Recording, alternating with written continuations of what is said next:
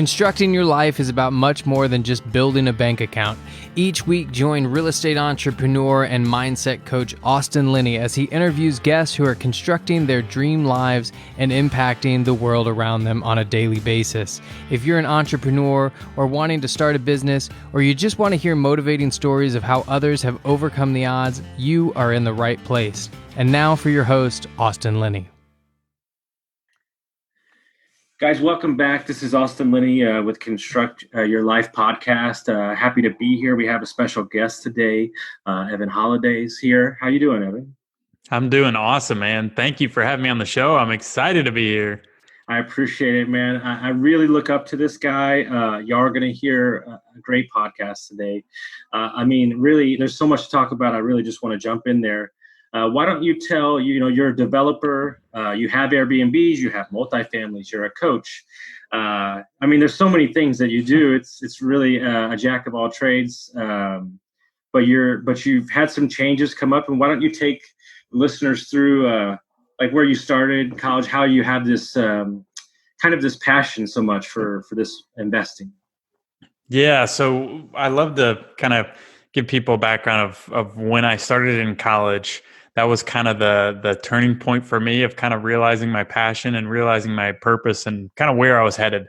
And I was on the pre-med route from a very early age. I had a bad surgery growing up, or not a bad surgery, but a bad injury and a surgery. And because of that, I was on the pre-med route, and I was like, man, science and chemistry just are not for me. Like, this is not my jam at all. And I saw this development going in on campus. I went to University of Louisville, and I saw this development. I was like, man, I don't know what about it, but I love it. I love that, like, you can build something out of nothing. You can totally transform a neighborhood. I was like, I got to figure out who the owner is, who the developer is, and learn everything I can about that and try to get involved in that. So in a roundabout way, basically, one of my mentors in college, I mentioned to him that excited me. And he's like, really? It's like, I know the owner developer. He's one of my good friends. No, like, yeah, let me introduce you. And from that introduction, I basically impressed the owner. I got a bunch of people to come to his groundbreaking.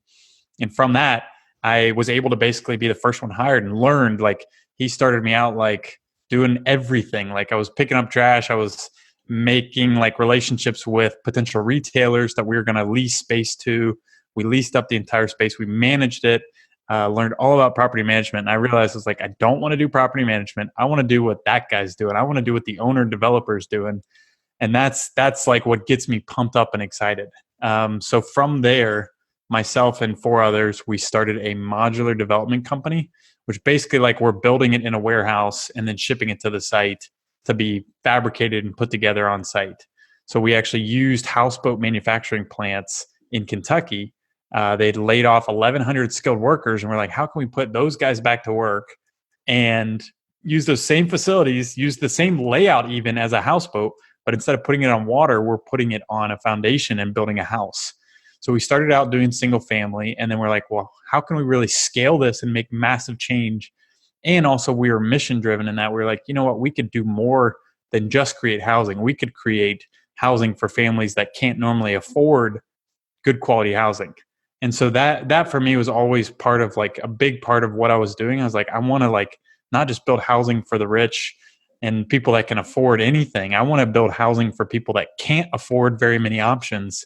And we're giving them a brand new option that they would never be able to afford otherwise.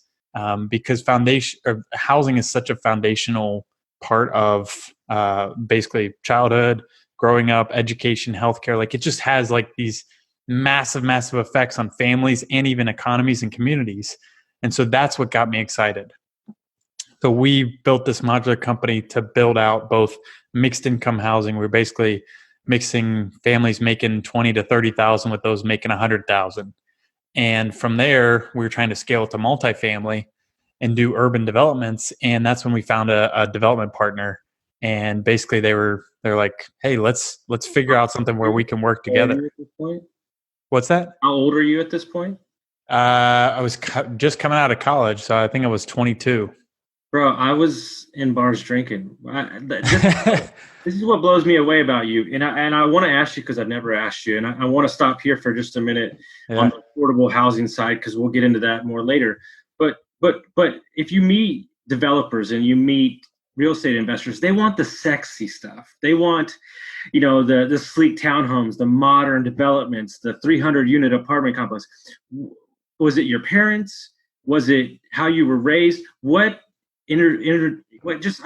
trying to understand what got you in the affordable housing side. Yeah, that's a good question. There was nothing like directly related to affordable housing that got me there. I think the biggest thing though, and you touched on it already, is my parents and my upbringing. My parents were literally like, I don't know, I was blessed with amazing parents. I think anybody that has awesome role models and somebody that believes in them at a young age, literally that's what gives you a lot of your confidence growing up and into your adult years. So I was blessed to have amazing parents that believed in me and really also like taught me that the value of like caring for others and how we're all just humans. And if you just give out love to other people, then you'll get love back. And that's really what people need the most, if of anything, is just love from other people. And if we all came from that mindset, then this world would be a whole lot better place. And I think we're kind of seeing that now of like people are like, hey, we're all in this weird predicament with coronavirus right now, and we have to go through it together. So let's enjoy it together. And so I think going back to my childhood, like that's kind of what it was, like just them sharing that ability to love and share that with other people, I think got me thinking about how I can actually do good with my work and help other people in the process. Mm-hmm. I love that. So developer partner, we're going to scale to multifamily right out of college. And then what happened next? Yeah. And then, so I basically was looking for a co-development partner, and I found a great group, and they're like, well, how about you come work with us, learn from us, work side by side with us. And so I did that for 6 years. And in the process of working there, it basically grew into the largest affordable development company in the country. And I really it was a blessing of an experience because I got to work alongside these guys that combined had over 100 years of real estate development experience, got to do all kinds of deals, got to work with city leaders, and over that process sourced and developed and led a team that did over 1,300 units of workforce and affordable housing across the Southeast. So that was a phenomenal experience for me. But then this last year, I was like, hey, I have a dream and a passion and a mission that's way bigger than where I am now. And so we ultimately made the decision to start our own company, Holladay Ventures. And that, alongside our podcast, Monumental, has been kind of the foundation of growth that we're trying to like elevate this platform of, helping others through workforce affordable housing and giving people the opportunity to actually have a place that they can be proud of and afford to live in, as being that foundation of their family. Mm-hmm. And, that's not an easy decision for a lot of people because, the responsibility from being an employee and just executing on projects is a lot different than bringing on people, hiring people, handling the brunt of the financials yourself. So what do you think that you were basically building a mindset in order to take on something like that? And then how did you get there to walk away from a well-paying job to kind of go a road that you don't really know if it's going to be successful or not? Yeah, that's a great question. I think ultimately that's what it is if your listeners are thinking about that or have thought about how do I make that jump from W-2 to self-employed or entrepreneur, I think it's something where you do it in steps, right? Like it didn't just happen overnight where I was like, all right, tomorrow I'm going to leave. It was a series of steps that I was making, preparing myself both mentally and from a standpoint of like finances, mentors. I was lining up deals. I was basically lining up everything to get my company going before I even left, because I knew I was like, I don't want to start day one, like setting up my LLC after I've left. Like I want to have all that stuff done. I want to have this momentum built up so that when I leave, I don't miss a beat. And so that's something that, like, throughout that whole process, I realized I was like, having a coach in my corner was huge. Basically, setting a date for when I was going to leave was huge. Having experience from other deals and having that confidence and believing in myself was huge. And then basically lining up capital partners and deals already in the pipeline before I left.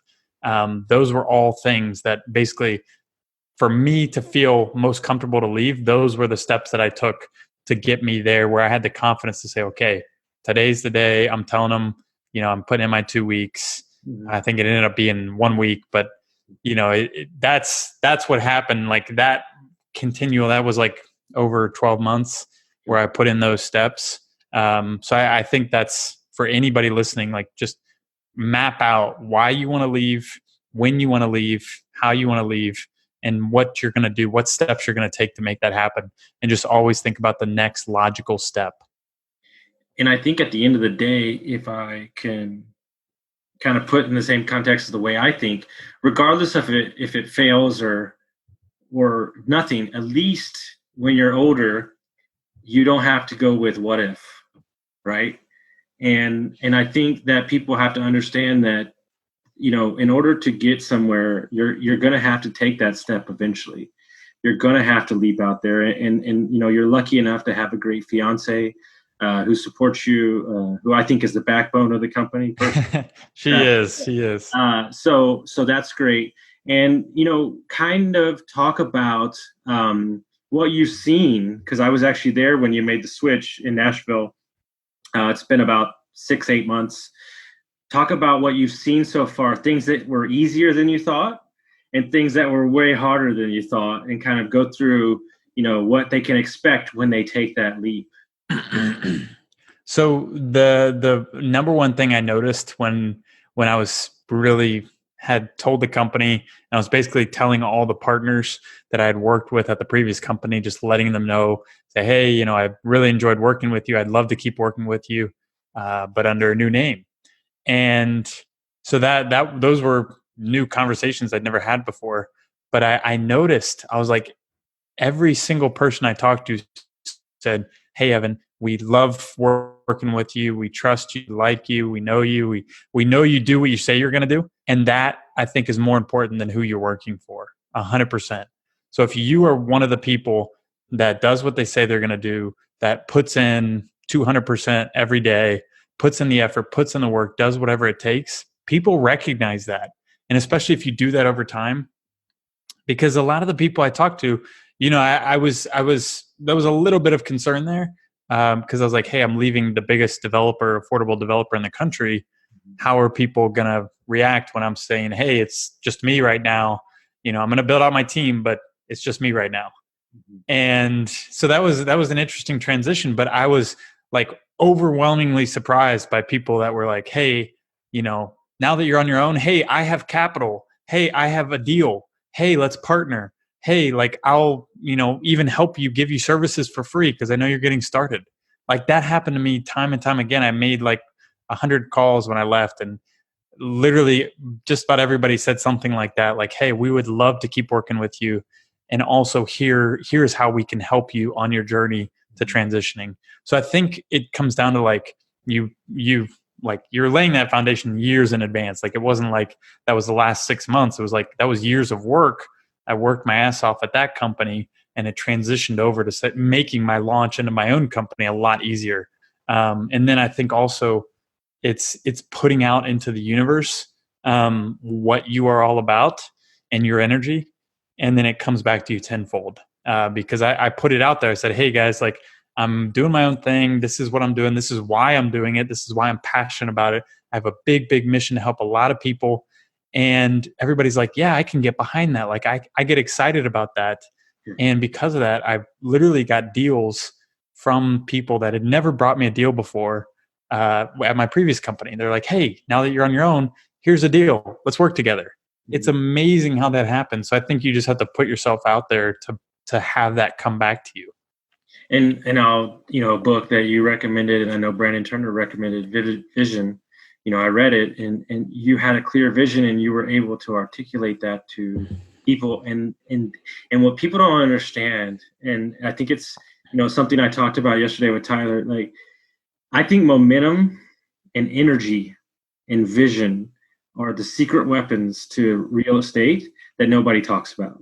Yeah. And energy gets you in the room, the vision paints the picture for everybody, and then when you get momentum and deals, that'll take you to the next level, right? And just so the listeners know, I'm surprised I'm interviewing this guy in his house. He goes to all the conferences, you're at all the events, you're networking constantly. So, talk about how you feel relationships. This is not something that you build in 3 months. This has been 7 years, 8 years. Talk about what you feel like relationships have done for you when you're asking somebody for $18 million.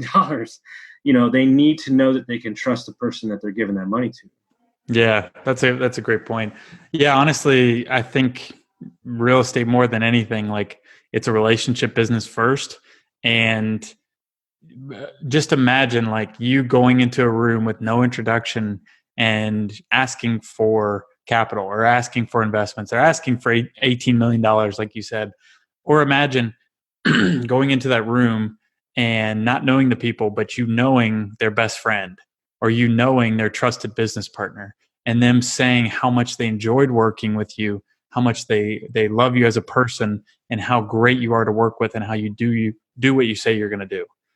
The difference between those two is like night and day. Mm-hmm. So that is the power of relationships, is that it speeds up your business. It turns decades into days. Mm-hmm. Where, like, I went into a new market, and, you figure out, hey, I have this relationship from Nashville, but we're going to start looking in Chattanooga.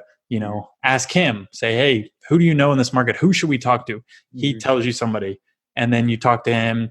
You use that relationship to get into 10 different doors. And then all of a sudden, you're talking to the leadership of the city in a matter of weeks. So it's just like that progression can happen so much more quickly if you're constantly, like, building relationships, talking to people, like figuring out what people need, helping them, doing what you say you're going to do. I think it's a compound effect. Like, it literally powers real estate. If you're going to make it far in this business, you have to be intentional building relationships. I agree 100%. I work on it a little bit. Austin's the king of relationship building. And so I think the thing that I've always wanted to ask you that I haven't asked you, even though we talk a lot, the path that you've chosen to take, it's not that you don't do new construction development. It's not that you're not going to do that. It's not that you don't have Airbnbs. It's not that you don't have a 10-plex. But the amount of patience that it takes to do a deal like you do that could last 2 to 4 to 5 years, how do you get your mind around that? Is the mission, is the why just so much greater that really, I would imagine in the middle of a deal like that, it feels like it was only 6 months, maybe, or maybe it feels like it's forever too. But I mean, is the mission so great? Is the why so big that it doesn't over time?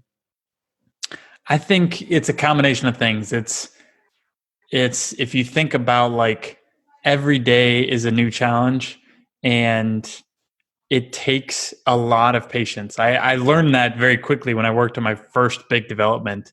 It took me 2 years just to get the financing and the permits to start construction. Mm-hmm. And so I was like, man, I'm raring to go. Like, I'm going to close this thing in like 6 months. I'm going to show everybody how great I am, and I'm going to get this thing done in no time. And then I was like, whoa, 2 years later, like that ultimately, like, it took a little hit to my ego. It took a hit to my confidence. But you just have to remind yourself, and that taught me a valuable lesson, is like, you just have to remind yourself, like, 1% every day. And then all of a sudden at the end, you're going to have this, like, monumental shift where it goes from pre-construction and, no money to all of a sudden you have a $35 million project. So it's like you put in 2 to 3 years worth of work, and then in one day, granted, you're putting in that work every day, but in that one day, everything shifts. But it doesn't happen overnight. It happens with that 1% every day. I help a lot of young kids in the business, and something they don't, something that I'm trying to impart on them is, like, especially when you're just getting started, like, you can't put enough, I can't put enough emphasis on small wins. Yeah. And especially when you're new to investing. Like, guys, when you're talking about your goals, you're talking about things that you want to accomplish, like write out a 5-year vision, but create goals within 30 to 90 to 60 days that you can hit, that gives you the confidence to layer on confidence to continue. Yeah. Evan didn't come out of the gate, doing new ground construction, 300 units. Like, I'm sure there was some small wins in there, Yeah, exactly. I mean, I still to this day like have to remind myself, like, don't get distracted by shiny objects. Don't get distracted by other things that seem like they have a quicker horizon. It's like, stick to your path, and also know that you're exactly right. Like, look at 90-day quarters and say, hey, for the next 90 days, what are my rocks? What are my objectives that I need to get done? And then set like a weekly goal to get you a little bit closer, so that in 90 days you can actually say, hey, I got this win. Like for us right now, we're working on a pilot, which is a tax abatement for a project. And so we just had basically had a meeting over Zoom, because we couldn't do it in person. But that meeting was something where I prepared for the last 2 weeks ahead of this meeting, did this presentation, got the city officials on board. Mm-hmm. And now the next step is to get the pilot approval. But that meeting, like just preparing for that, took weeks. Mm-hmm. And then we had the meeting. And then now that's just the first in a series of more meetings. Mm-hmm. But the value that you unlock from that series of meetings is tremendous. Think about, like, we're putting in two plus years worth of pre-development work, but at the end of the day, we get to create a $40+ million project. So it's just thinking about reminding yourself, like, you are paid commensurate to the size of the problem that you solve. And so we're solving big problems. We're creating something out of nothing. Like, we're basically turning a pile of dirt into 240 units. And we're doing it for families that wouldn't normally be able to pay for that, wouldn't be able to afford that. So that's a big problem. And so, we're basically able to make that impact and be paid commensurate for that problem that we're solving. Mm-hmm. And I just want to make sure that the listeners get the most value they can. So, what I got chills when I walked a couple of your properties and you kind of told me what y'all were thinking about doing, that weekend really shifted me. When you're walking a ground of dirt that's going to be 300 units, you can see it and you can vision it, and that kind of like, it makes single family investing feel like nothing. But kind of walk the listeners through, like, what is affordable housing, what you're looking to do, and what really is the true reason you're doing it, the impact on the back end that you're offering to America. I mean, really America, really. Yeah. So in summary, affordable housing is more or less, and I should get better at this, but I'm trying to change the image of affordable housing as well, because it has such a negative connotation. But really, it's just housing that people can afford. That's the point. It's for working class families making, typically the housing that we provide is for families making $30,000 to $70,000 a year, and we're providing brand new housing, quality housing, and a stable place for them to call home that they can be proud of. And we're basically doing that. We're financing it through public-private partnerships, working with cities, working with counties, working with states, and even federal governments to make this happen, because the governments have seen that this housing is in providing for those that are like kind of like the backbone of the community, the teachers, the firefighters, the retailers, the admin in the office, like all these people that work to create our economy and what it is today. And it's booming, or was booming. They need this housing, and they need it in the markets where they're working. And they're constantly being priced out right now because there's just this massive, massive influx of people. And we're not basically building enough housing to match the amount of people that want to live in cities. And so that it, obviously supply and demand, it just drives up the price. So we're coming in and saying, hey, if the government can help us pay for it, we can lower our prices and our rent. And in so doing, we're basically having this like ripple effect on the economy by making it so that our residents aren't spending like 60, 70% of their paycheck on their rent. they're able to only spend like 30% of their paycheck on their rent, and they're able to spend the rest on education, healthcare, food, whatever it is to like help their family. And then on top of that, like we're trying to take it a step further and say, how can we actually not just provide the housing, but take it a step further and say, let's empower our residents. Let's get them to a point where they're learning, they're educating, they're learning about mindset, they're learning about like personal development, they're learning about how to gain the confidence, like we talked about earlier. Like we want to almost put the tools, like podcasts, for example, like we want to give them tools, give them access to that information, that powerful information that can be transformative for their life and the lives of their children, and get them so they don't need affordable housing, so they can go buy their own home, so they can build equity in real estate, whatever it is. Like we want to help them take that next step up the economic ladder and help them with social mobility. So that's really the goal behind it, is we want to make residential empowerment a big, big piece of what we do with Holladay Ventures. Mm-hmm. And that was, guys, that's the piece that really got me. As we sit here 325 in March, everybody knows what's going on outside there with the coronavirus and the economy. And, I wrote to him yesterday. I think what he's doing right now for the next 20 to 50 years is probably more important than ever, as we look at what happened to the economy so quickly and people losing their jobs on a daily basis right now. And, just so people know, these affordable housing are Market A apartments. This is not a bad place to live. This is a nice place to live. And what Evan's talking about is, mindset classes, entrepreneurship classes, podcast availability, free access to books. I'm going to teach them Airbnb, stuff like that. And what you're doing, right? I always go back to Extreme Home Makeover, right? I love that show. You can't watch that show and not cry, right? And one of the things I liked best was I didn't even care about the house. It was when they would give the kids of the family college for free. And I always stuck with the fact that changes the generations. That doesn't change the moment, right? And what you're looking to do is you're looking to change generations for a long period of time. And that's where you really are making that social impact that really moves the needle, right? Yeah, I love that. That's a great way of putting it. Is we families that have stayed on a flatline trajectory or even a downward trajectory, and we want to say, hey, let's turn that arrow up and let's point it up and say, hey, let's help this family grow and become all that they can be and become the best version of themselves. 100%. I interviewed my coach yesterday, who's a recovery specialist, 18 years, and I made a point to him that was very interesting, and I said, in the moment when you're recording a podcast, you're thinking that you're just talking to your guest, and yet his podcast has reached 2 million people. And that's 2 million lives that got affected. Well, how many of those 2 million lives got their friends better, right? And so this is what the ripple effect of social impact investing is, guys. This is the investing that I want to do. It's the reason I teach people Airbnb, because it's a low entry point. Maybe they can leave their job earlier. Maybe they can do that.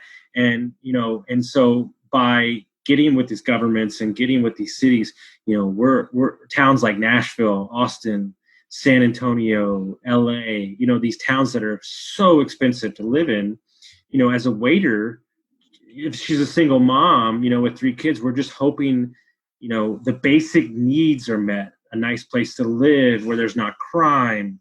And if you walk these units, you would understand that these are, I keep harping on this, but these are nice apartments. These are market grade apartments. But I kind of want to switch gears for a minute, because it's something we talk about a lot. You do a lot of reading, you do a lot of inner work, but I really feel like your life's changed since you got a coach. And kind of walk us through, I know you were hesitant maybe at first, and I don't really need that, but I see what it's spurred in you, and I agree too. I feel the same way, and just kind of go down that road. Yeah, exactly, man. It's amazing when you have somebody, if you think about it, it's some powerful person in your corner helping push you forward and helping you get your greatest goals and your biggest goals and your scariest goals, and helping you get there and get further faster. I think if you look at any, I'm sure your listeners have heard, like if you look at any athlete, any top performer, even in business, like a lot of top business leaders of Fortune 100 companies have a coach. But like you said, I mean, when I first got into it, I learned about coaching. I was like, yeah, that's great, but I'm already driven. I'm already pretty successful. Like, I don't need that. And, it seems like a silly investment. But I just started seeing all these people around me that I look up to that were crushing it. And they all had something in common, is that they all had a coach. And so I started asking around, and I found a guy has been coaching people and made tremendous impact on others. And so once I started working with him, it was just night and day shift. Like literally, that's partially why I became a coach, because I'm like, I want to do that for other people. Like that is really cool. Mm-hmm. Because it was just night and day. The way I thought about myself, my atmosphere, my mindset, I was already pretty positive, but that just took it to a whole nother level where I was like, hey, I can actually make massive change in my world and the world of others. And I'm thinking too small, and I can go even bigger. Sure. And I can do it a lot quicker than I thought I could. So I think that just like that accountability, that holding my feet to the fire, that belief in myself, that extra level of confidence, that kind of second eyes and ears for different like problems or kind of like forks in the road that I'm going through. Because we all go through ups and downs, but think about like if you had somebody in your corner to bounce ideas off of or keep you accountable toward things that maybe on your own you're going to slide or let slide or not accomplish in any sort of time frame. It's just so powerful. So I highly recommend it to all of your listeners, 100%. And I think at the end of the day, because we've moved pretty quick, I think they're the ultimate BS detectors. I think that your friends, I'm not talking about your real estate investor friends, but your normal friends will let you slide with a lot of your comments, or I might do that, I'm not going to do that. But when you're having that one-on-one relationship, he's basically a mirror telling you like, hey, dude, yeah, it doesn't work for me. Yeah, exactly right. And the thing is, like, you get out of a coach what you put into a coach. So like what I tell my clients in coaching and what you got to play it all out, and you got to put it all on the table and share everything with me, because I can only help you as much as you share with me and show me where you're coming from and your mindset of how you're viewing problems and what problems you are going through.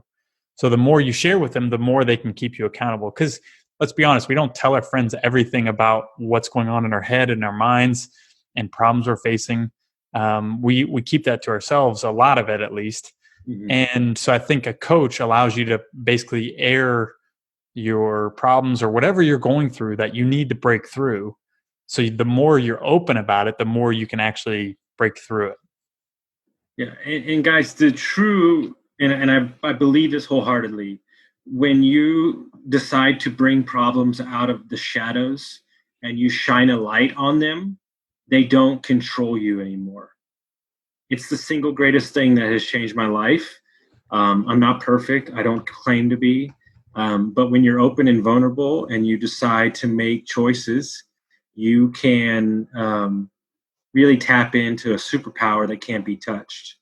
But like, what do you do? I mean, you've got businesses you're running, you got investors. What do you do for yourself? Like, what do you and your fiance do for fun? I mean, I know it's a lot of real estate with us all the time, but there's got to be fun. I think something that you've tapped into, I've noticed, and I've done it with you once, is really the hiking on the weekends, right? Yeah. Yeah. So as far as what we do outside of real estate, honestly, real estate takes up a lot of my time. It's real estate, personal development, spending quality time with Jeanette, my fiance.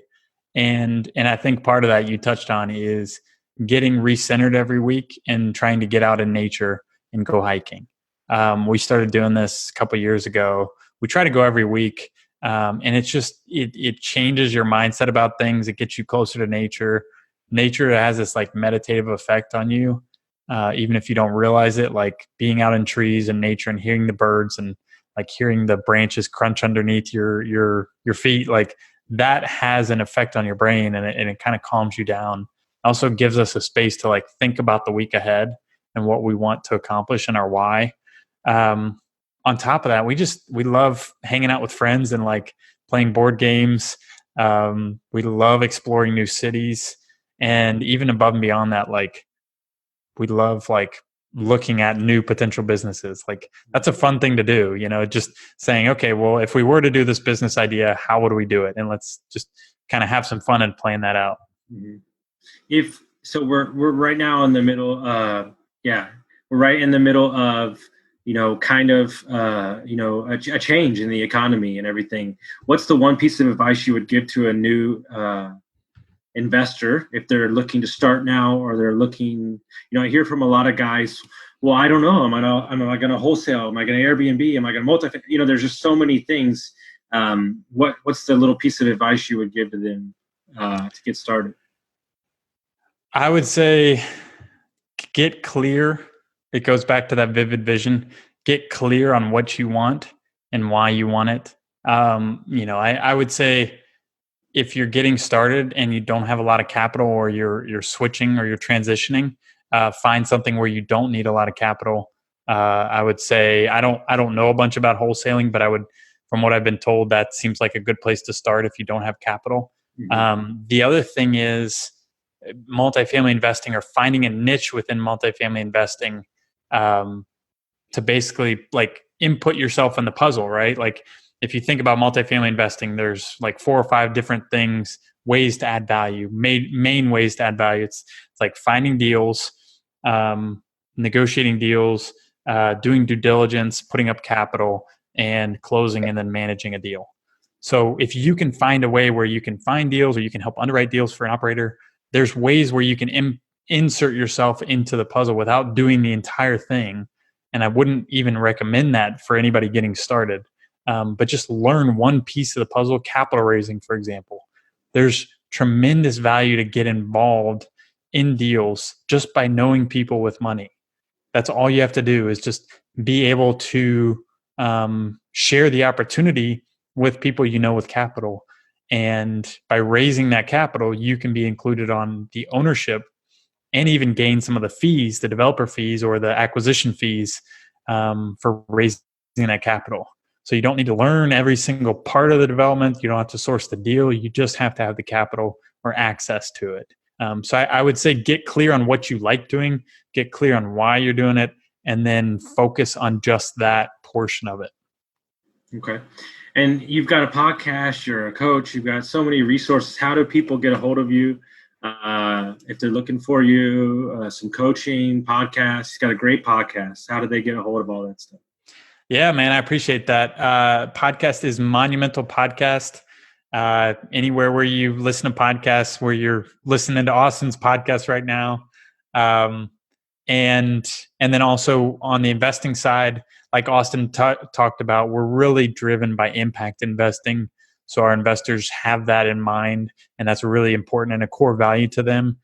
So if you're interested in that, it's holladayventures.com. And then as well, the coaching is at evanholladay.com. Okay. Guys, I want to thank y'all for listening to Construct Your Life. We're looking to build a lifestyle, not a bank account. So if you like this episode, be sure to rate and review us and share with your friends. And y'all have a great day today, and we'll see you next time. Thanks, Evan. Yes, I love it. Thanks for having me, man. You got it.